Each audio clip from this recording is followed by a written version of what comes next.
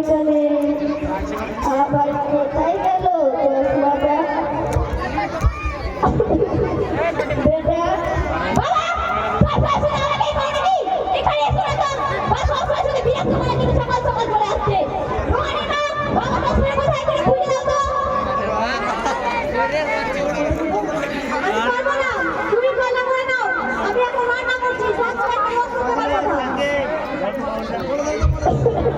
জানি না নিজের জিনিস কোথায় রেখে দিচ্ছে, আমাকে বলছে কোথায় আছে মা খুঁজে দাও।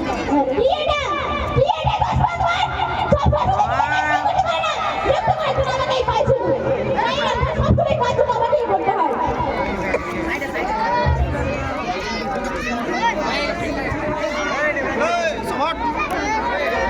বাবা বাবা এই অঙ্কটা পারছি একটু করে দাও না। বেটা তুই এই অঙ্কটা নিজেই কর, নিজেই করলে হয়তো কিছু শিখতে পারবি। ঠিক আছে আমি নিজেই করছি।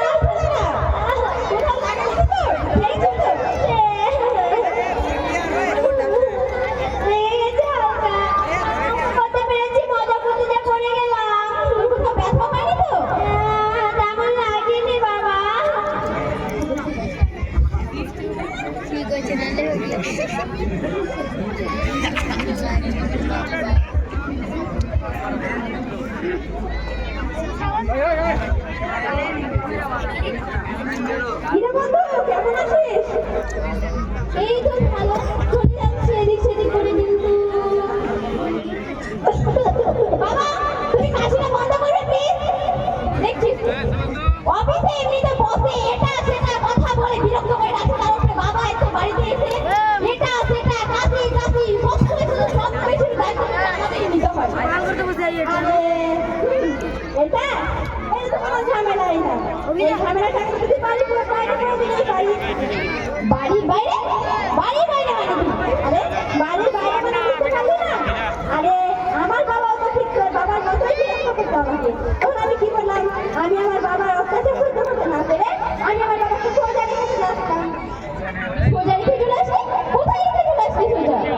আরে ভাই এখন বুঝতে পারবি না, আমি তো আমার বাবাকে বৃদ্ধাশ্রমে রেখে চলে এসেছি, এখন আমি মুক্ত হয়ে গেছি।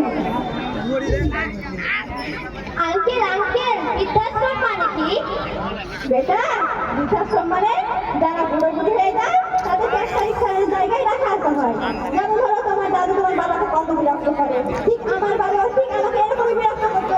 তখন আমি কি করলাম, আমার বাবাকে বৃদ্ধাশ্রমে রেখে দিলাম। ও রেখে যাবে।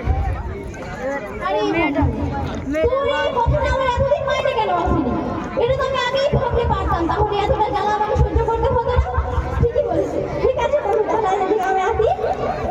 আচ্ছা ঠিক আছে বাই।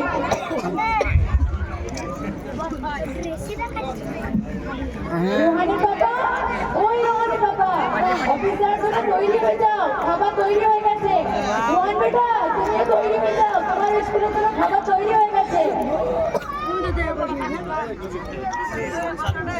রোহানি মা আমার চশমাটা কোথায় আছে একটু খুঁজে দেবে তো?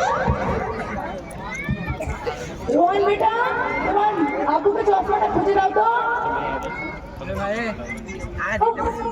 আগা দিকে যাবো সাইড এই চশমা দেখতে পাচ্ছ